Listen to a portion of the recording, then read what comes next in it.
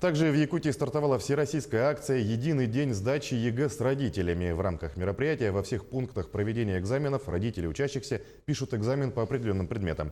Сейчас на прямой связи с нашей студией находится Саргалан Неустроева. Саргы, приветствую. Расскажи, как справляются с экзаменом родители выпускников.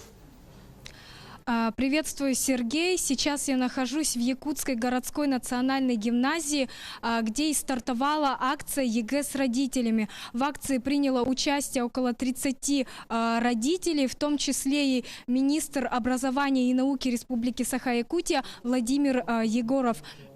Для проведения экзамена были соблюдены все меры предосторожности. Это и металлоискатели, и изъятие телефонов или иных источников информации.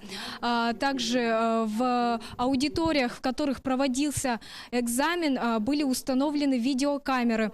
При себе родители имели только черные гелевые ручки и паспорта.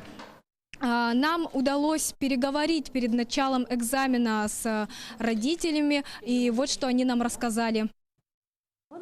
Поначалу волнение такое маленькое было, организация такая, как сказать, как настоящая, там при входе там все проверяют, всю технику отбирают, телефоны, там часы, все электронные просят оставить, там все досматривают.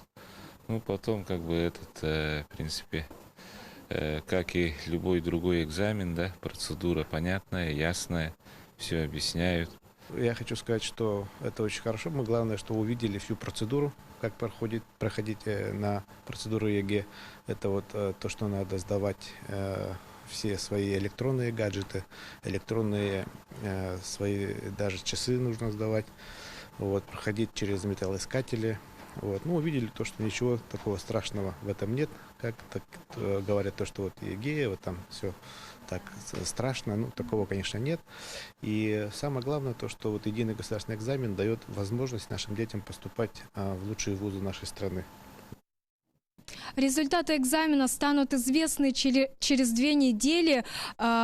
И также важно отметить, что традиционно уже экзамен сдавался по 2 предметам. Это русский язык и математика. Но в этом году в рамках года патриотизма экзамен сдавали по предмету история.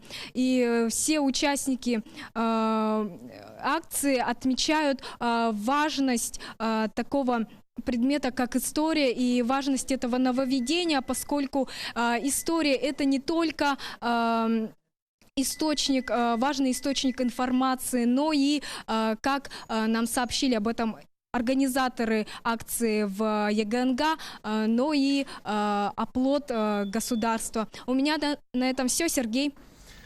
Саргы, спасибо. Саргалан Неустроева в прямом эфире рассказала о всероссийской акции «Единый день сдачи ЕГЭ с родителями».